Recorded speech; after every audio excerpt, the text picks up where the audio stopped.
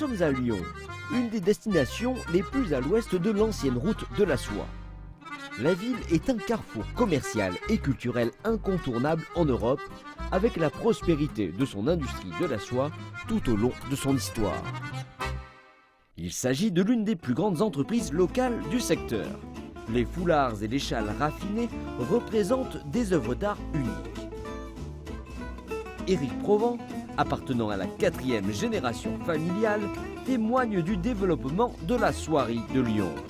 Vous avez le fondateur, qui est tout simplement, qui est mon arrière-grand-père du côté de ma mère, au tout départ, parce qu'effectivement à l'époque, comme je vous l'ai précisé tout à l'heure, les femmes allaient dans les champs et transpiraient au travail et avaient besoin de rester ce qu'on appelle coquettes.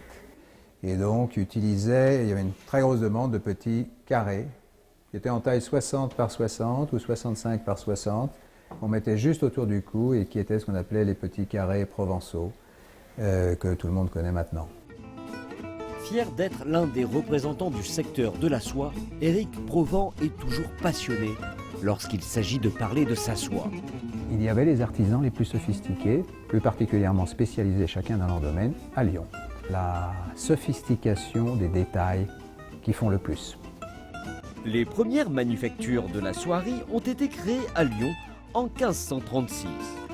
Par la suite, soutenue par le roi François Ier, l'industrie connaît un essor exceptionnel. Le musée des tissus et des arts décoratifs met donc la richesse de la soie de la ville à l'honneur.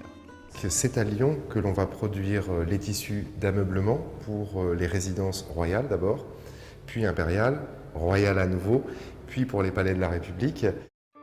Au XVIIe et XVIIIe siècle, le commerce avec les pays orientaux comme la Chine en particulier s'est intensifié par la voie maritime ou ce qu'on a appelé la route de la soie maritime.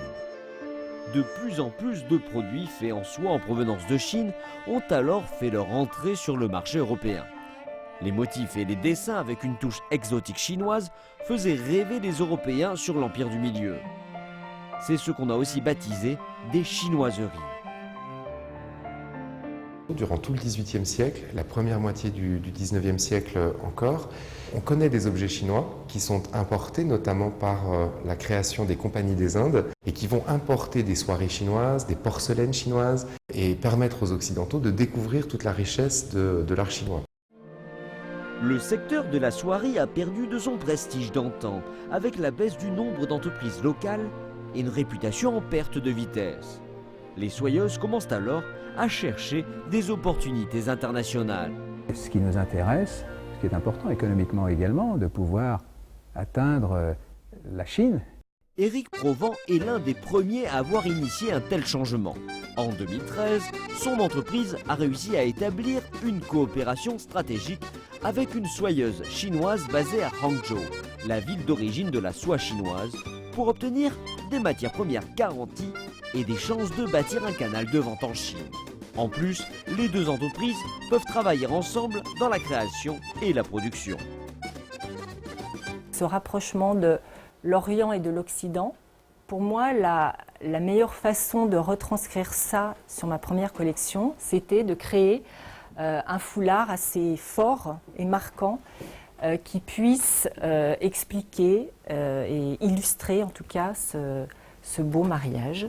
C'est une route qui a permis, à travers cette innovation aussi, dans le respect de la tradition, de savoir marier les authentiques savoir-faire, les savoir-faire ancestraux, mais aussi les apports de la technologie.